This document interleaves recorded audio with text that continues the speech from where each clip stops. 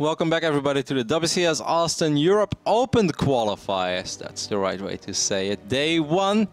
I'm still here by myself. Don't worry, guys. Tomorrow, Ro8 will be here. Ro8 thought that he saw still an empty spot on his skin somewhere. He's like, oh my god, I do not have a tattoo over here. So today he had to get another one, but tomorrow he'll be joining us, and he'll be joining us for WCS Europe Challenger as well. We've got 2 more series. It's going to be awesome. The first one is going to be Bly versus MaNa. Game number 1 is already on the way, and I am pumped for this one because I was very pleasantly surprised by this man's performance over here in the last series. I think Optimus is a great Terran, but Bly showed that he is not just a good, but also a great Zerg. Spawning on the right bottom side of New York City. Of course, hailing from Ukraine, it's Bly. I already said it. That's always what happens after 5 hours of solo casting. You do the double intros. Actually, it hasn't even been 5. It's barely been 3 hours and 15 minutes. Oh my god, I'm being so dramatic over here. Someone fire this fool. Over here on the left bottom side. We're looking at the main base of our Polish Protoss, representing Team Liquid. It's MaNa. We saw MaNa earlier today as well. We saw him in his round 2 match against Master Vasha from Russia. A Terran that was just not on the level of MaNa. No disrespect, but MaNa's, one of the best Protosses in Europe, and if you're not one of the best of your respective race in Europe, in general, you're gonna have a very hard time against somebody like MaNa.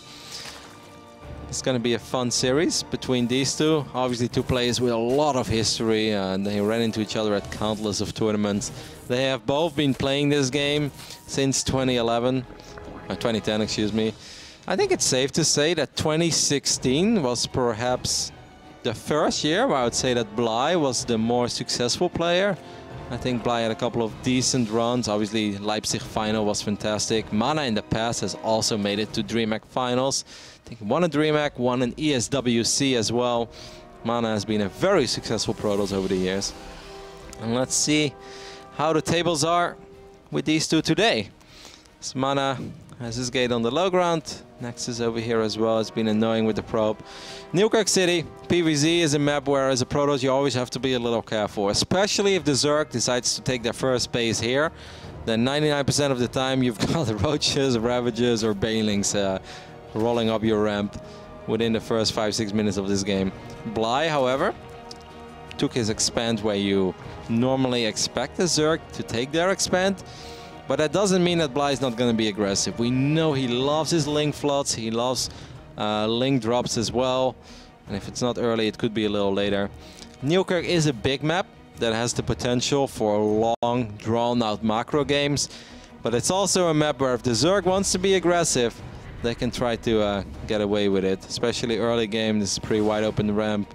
This is a great spot for Link drops. And if Protoss decides to go up to 3 bases relatively fast, you can always try to rush this with a bunch of Roaches, Ravagers and Links as well. Link Bane, a little bit of everything. Fast Robo here for MaNa. Could be for safety, could be many things. We could also still see him drop a Twilight soon. He was about to head up with his probe, and it's like, he's got money for a Nexus, but if you would go up, okay, that's the Dark Shrine, and we're probably going to see 3 more gates being added. First one is already away. It could also be, there's a different variant that some of the European Protosses do, where they do this only of 2 gates. Obviously, there's some Protosses do it with 3.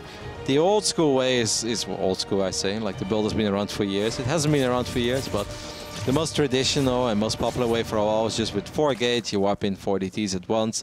But there is a different version of it, where you do it with 2 gates, and it hits actually just a tiny bit faster. Obviously, you can only warp in 2 Dark Templars, but it can hit so fast that sometimes the spores are not done yet. Now we do see extra gates being added. Gateway number 3 and 4. So now everything seems to be normal. MaNa already setting out his probe. Bly did not... Why? He didn't even see the Robo? What? But he saw the Twilight. He's going to see the gates. And he's going to see the Dark... Well, maybe he's just so certain of it. He's like, I don't even need to see it. I know what time it is. Nobody opens up with the Resonating Glaives anymore. He already has an Overseer, actually.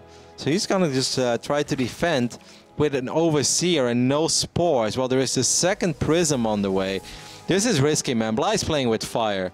Because there are ways that this can work again. We see first spore. But if they send one Dark Templar via the ground towards your third base and then they wipe in DTs in your main and suddenly your Overseer, well, it only has so many eyes. Alrighty, we have an update as well from my producer. Sometimes I wonder if you guys can hear him at home. That would be pretty cool, right? If the producer could just tune in, you guys are wondering, like, what the hell? I thought it was a solo cast by Ro8. And suddenly you hear like our German producer is like, hey, I just wanted you guys to know that Cero has advanced. It's like, that's awesome. But yeah, no joke. That was not a joke, by the way. Cero did really advance. I love this move from Bly. Dropping some creep here. This is very annoying as a Protoss. You don't want to deal with this. And he actually doesn't have anything. Now he's forced to wipe in a Stalker at home. And let's take a look at how these Archons are going to be able to do. There's plenty of roaches in position. One drone did get picked off. Well, a couple of roaches should fall here. Gotta be careful there. You don't want to lose an Archon. Good job by MaNa. I think he got some decent value out of this drop there. But Bly, with this single Overlord, we're 6 minutes into the game, guys. That's crazy. There are many Protoss builds. Yeah, MaNa might actually just have enough. He's like, you know what? My experience is going to be so damn late. Well, he does have 52 workers, so it's... I'm like, oh my god, did he just lose the Prism? Don't tell me he lost the Prism. He lost the Prism, and he lost both Archons. Because I was looking... I didn't expect him to lose that. I'm sorry, guys. There is another Prism with 2 more Archons, but that's a very, very, very big and expensive loss. You're not supposed to lose it in this phase of the game. There's 3 Queens in position. You gotta be careful. With Roaches coming in as well, transfuse energy available. The Zergs these days, they just got so much better in dealing with this build, or any sort of variation of it, even with double Prism. Good job there by Bly, picking it off. Getting the Prism probably over here. MaNa has a crazy amount of gates. He has 1 Robo. He's adding the 2nd Robo now. And Charge is on the way. But the Spire has been thrown down. And the Spire is brilliant. There's truly no other way to put it. The only anti-air there currently are these 2 Archons and a Stalker. If you don't have Blink, and obviously there can't be any Blink because Charge is on the way, dealing with 8, 9, 10 Mutas already becomes a nightmare. I like this by Bly as well. He's going to show a whole bunch of his units. At the same time, this can be a little bit telling, because if you're a Protoss, you know that if the Zerg truly, and I mean truly, wanted to kill this base here, there would be more. Like, you can always defend with Photon Overcharge and Immortals, but it's one of these holds where it's like, hang on for your dear life, and it's like barely enough, and you warp in a couple extra units. But if it's like 1 Photon Overcharge and he backs off, that's like, Then you ask yourself, did I do that much damage? And when the answer is no, you're like, it's not supposed to be that easy. There's Mutas on the way, isn't it? And that's when you start warping in the cannons. But that's when they show up before the cannons are done. Every Protoss has been there. Says Dark Templar was going to try to deny the Fort. Unfortunately, won't succeed in doing so. Forge actually being wiped in. The Forge wasn't even done yet. MaNa's in a lot of trouble. He's going to lose so much. Defending against this many Mutas, when you have no Blink Stalkers and no Stargate, is a nightmare. This is a disastrous scenario, and I think the only thing you can do is try to run across the map and win. Mothership for a little bit out of position. Does get a couple of overcharges off, but it's safe to say that if Bly defends against this push, which is actually, well, that's a lot of links, but it's still decently scary push. Force fields will be thrown down, a couple of decent force fields. The corrosive boss not really connecting with anything, but the Archon was not picked up. And MaNa is just going to wave the white flag and surrender. After taking that much economic damage, Bly, would you say that he is on fire? Because he's playing really good right now. Just took down Optimus 2-0 and takes the 1-0 lead over MaNa. Of course, this is one of these moments where, as MaNa, you'll be kicking yourself, because it all comes down to losing that first Prism. I missed it, guys.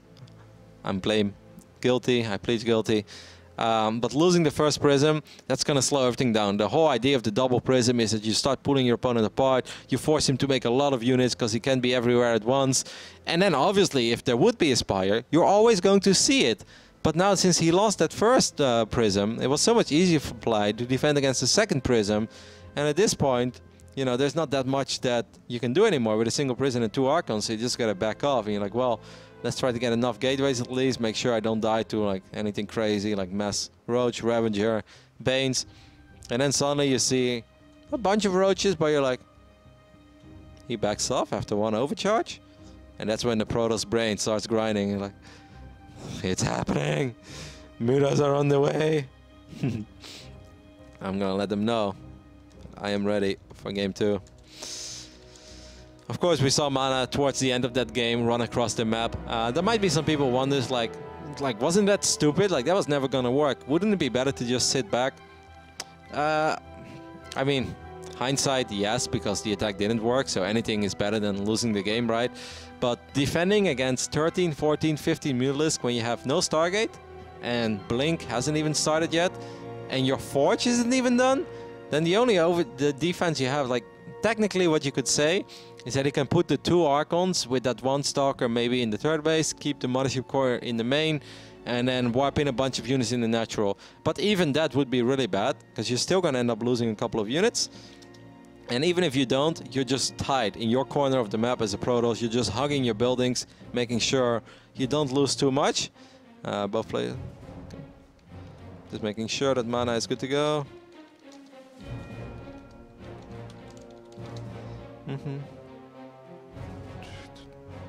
MaNa said go before, but now he's not responding, so I don't want to...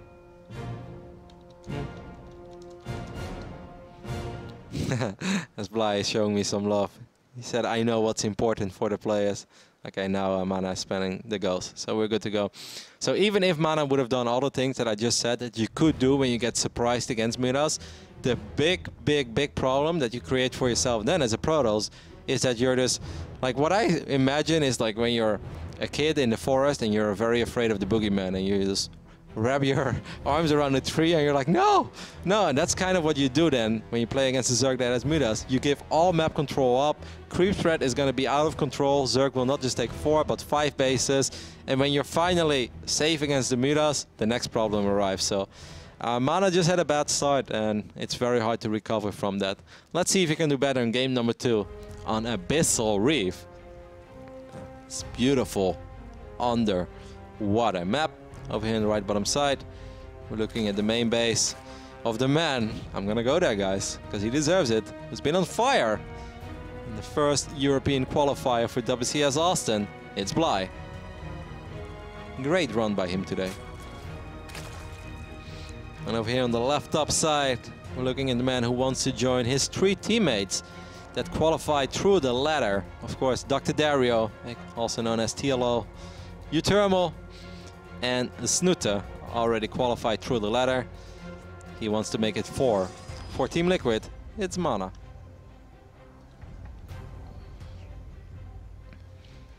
MaNa rocking that Nexus first. I like it. I like myself a greedy Protoss. But he did scout after the pylon. So Nexus first, yeah, it's greedy, but as long as you scout, you're not forced to throw down the Nexus. If you scout and you see there's no natural, you can go into the main, and then if you see there's 12 pool speed, you can just go gateway and then Nexus, or you can even still go gateway Nexus and then gateway and just buy a little bit of time. But obviously that would be stubborn. You can also defend with a Forge if you see no gas, and if you do see gas, then you can just not take the Nexus. So even though it looks very greedy what MaNa is doing, there is some thought behind it. Like if he goes Nexus first, no scout, that's when he's living dangerous. That's probably the last thing I would recommend any Protoss worldwide to do against Bly. It's like, hey man, I gotta play against Bly, I'm down on 1. What should I do? It's like if you truly hate your friend, you say Nexus first, no scout. It's like, oh, thanks buddy. It's like, yeah, it's all about that economy in StarCraft. And then you walk away and you're like, I'm a terrible person.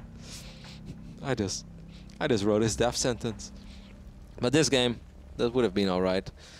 To her, nothing crazy has happened yet. Bly has always loved his Muta transitions in this matchup, early on as well. Legacy of the Void, did it a couple of times back then at that very first Dreamhack that we had, which was a great tournament. MaNa has still been actively scouting with his little probe.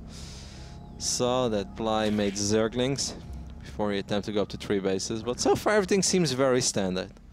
Nothing weird. We do see a relatively early Mothership Core for MaNa. I say relatively early. It's not super early, but there are some Protoss builds where you would prefer to delay it. Because obviously for the simple reason that building a Mothership Core means you're not building probes. So indirectly it hurts your economy a tiny bit. Ooh. Wow. MaNa has no chill. Just drops the Photon Overcharge. I don't really understand why he doesn't use the Zealot. The Zealot is like, alright guys, good luck. He's like, I had one job, guys. I had to make sure that we had a wall off. It's like, well, there was a little bit of a wall and there was a little bit of a hole on the right side. He's like, nope. It's like this. He's like, I am simple man. They say, protect wall. I protect wall. Well, he sure did. But he made sure that the probes took a little bit of a beating, and a little bit of lost mining time was the cause. That was the laziest Zealot I've ever seen in my life. This fall was super open, so there was really no point for the Zealot, not at least to help out. Okay, MaNa's gonna scout with a single Adept. As we see on the production tab, once again, things are similar to that previous game. Dark Shrine, Twilight Council, Robo, and we're probably gonna see 3 extra gates being added. MaNa probably just not blaming that loss on his build. This is annoying though. I kind of hate it when this. Oh, there's a Droploid morphing as. Oh, okay, that's good for MaNa. Yeah, Zealot. The Zealot is like, yeah, sorry, I had job. I had to keep wall. You dead. This Zealot is the sickest trader Zealot I've ever seen. Spore Adept. Photon Overcharge is actually not in. No, that's a mistake. It was not in range. MaNa is actually tilting a little bit. That's the second overcharge he uses. And now the Zealot will show up. And of course, guys, it's only 4 links, but this is annoying. You don't want to deal with this. You don't want to have to chase like lost mining time again. You have to redirect your probes over and over again. The only thing you want to do right now... Okay, he does cancel the full wall off, which I think is good news. Otherwise, he'd be forced to cancel that pylon too. But this kind of stuff is incredibly frustrating. Imagine if he just had the Adept. Zealot. Oh well, at least the Stalking can take out the Droploid. In the end, you can say MaNa didn't take much damage, but it's just very annoying stuff. Chasing fast links around in your main. Prism did make his way to the other side of the map. MaNa probably has to wait until one of the gateways was done. Yeah, the gateway was forced to warp in the Stalker. So it's gonna morph them into Archons immediately. But to go back to what I mentioned before, the reason why MaNa's doing the same build is probably just because he did not feel that he lost the game because of the build. He felt he lost it because of his execution. Obviously, StarCraft is a strategy game, but you can have the best threats in the world. If your execution is poorly, you'll most likely end up losing. And MaNa's just like, I lost that Prism. I'm better than that. I shouldn't lose that Prism. And I know if I don't lose that Prism, I can turn this around, and this build can do it for me. Spire is fast, though. This is a faster Spire than that previous game. Oh my god. God, he's greedy this game. Bly that is. Bly is so greedy. I mean, he made 7 roaches, which I think is like the absolute bare minimum. And then he made 5 queens. And the Dropper with the links was kind of like a massive fake. He does have a link speed. He's actually getting roach speed as well. This is really good queen positioning all day long. I mean, I really have to give some sick kudos. A good job there by MaNa getting one of those crypto wins. Wants to get the drone, wants to deny the hatchery at least. Does he get the drone? Yes, he does. Okay. What died there? An observer? Yeah, so the ops died. An ops for a drone. It's probably not even the best trade ever. But all day long, I feel that every game we've seen off Bly, his units have been in the right position to deal with any sort of harass. We saw it against Optimus, even against Hate Me in that close ZVZ series we saw earlier today. And now he's just denying all sorts of access and losing that observer. It's not just the fact that he lost the observer, but now the observer didn't make its way into the main base. And MaNa, that's a fast Spire this time. It's faster than in the last game. Last game was pretty fast, but there were way more units created. We had a bunch of links, we had a bunch of roaches. This game, it's really fast. MaNa, however, already getting cannons. He's like, well, you're probably going to do the same thing. This time I will get a forge. Still getting blink, excuse me, a charge. Okay, he's just gonna try to win, I guess. Run across the map with this and then make sure you don't die at home. This is one of the reasons why transitioning into Midas that early is a little bit risky.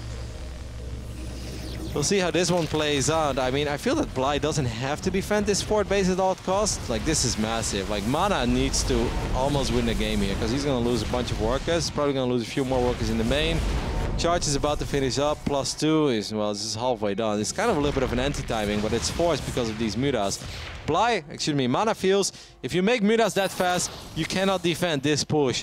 That is his reasoning. It's a whole bunch of Banes, and it's a bunch of Ravages as well. This is risky. I mean, he will absolutely get the fort, but if that means that he's going to end up losing the entire army, The MaNa's still doing some work on the other side of the map, but I don't want to look at them right now, as it's more important what happens over here on creep. A couple of Zealots run forward. MaNa's being brought home. Well, it's only 5 left. I don't know if that was good enough for MaNa. I mean, he doesn't have Storm. If he had Storm, I'd say like, okay, this is actually pretty decent. It's 3 base against 3 base.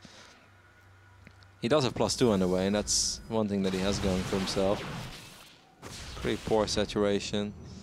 More DTs being wiped in. Look at units lost.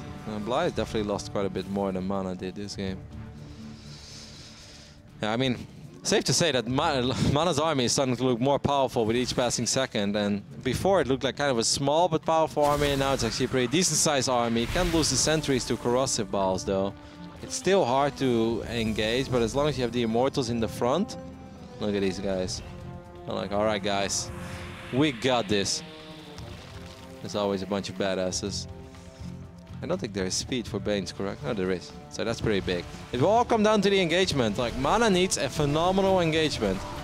Running everything via the front, I don't think it's gonna work, because too many things will explode. Too many Archons will one-shot it as well. Ooh, Contaminate being used on a gateway. Yeah, it's interesting. It's like, ha, you had a 10-gate attack, but now it's 9. What are you gonna do about it? MaNa's like, well, nothing. Ooh, those Banes are getting big connections though. Oh my god, his Protoss army has just melted. I mean, where are the Force Fist is not good enough, and he split off all the Zealots. The Warp Prism Micro is cute, but that's too much Zerg. MaNa made a mistake there. Those Force Fists were not good enough, and he split off too many Zealots. All the Archons are dead, and what are these Zealots have achieved? They've achieved almost nothing. Yeah, they got the Baning Nest. Oh, he dropped the Immortal there as well. He goes for a mass Warp in. I don't think that's a good idea either. MaNa agrees. He abandons the Warp in, but that could very well be game. That was just a good fight for Bly. MaNa split off too many Zealots that really didn't accomplish anything. And the force fields were simply not good enough. One lonely Archon gets picked off in the middle of the map as well. And now MaNa is going to try to throw up the Desperation double Stargate. But by the time that these Stargates are up and running, Bly can have 5-6 bases and he can do whatever he wants. I think right now, like, Bly could potentially end the game because his army is just massive compared to the army of MaNa. But even if he doesn't, right now you have one job, and that's make sure this Protoss doesn't go up to 4 bases. And a 3-base Protoss, especially on Legacy of the Void, 11 minutes into the game, it's not scary, guys. It's just not scary at all. And this is not Heart of the Swarm or Wings of Liberty. And I know there's always 3 guys out there on Reddit is like, gosh, don't you just miss Heart of the Swarm. It's like, well, if this was Heart of the Swarm, Protoss could still end up with Carriers and Storm, because there would be plenty of money left. In Legacy, that's just not possible. The Banelings will just roll forward, not really too many splits given either there. A couple of Archons do survive, but the Ravaging count is so high, more corrosive balls, a couple of the Phoenixes show up, but it's going to be Bly that will be the second player today to advance from WCS Austin European Open Qualifier #1. As we already saw Cero, well, we didn't literally see Cero, but we heard that Cero advanced. And it's going to be another Zerg, as the Ukrainian Zerg Bly had a great run through the bracket. There's really nothing else to it. He was on the ropes against Hate Me, the very strong Austrian Zerg, but he turned it around. Solid performance against Optimus, and I would go as far to say as a great performance here against MaNa. Because both games, I feel like Bly had a lock on it. He dominated. First game, you could say, like, you know, the Prism pickoff, you never want to call it luck, but that's fortunate. But the second game, he just shows that he doesn't even need to catch a lucky break, like getting a Prism and getting 2 Archons for free. Because just like this, he can make his build work as well. Well done. Very, very well done by Bly. It's just a good performance. Which means that we have one more series.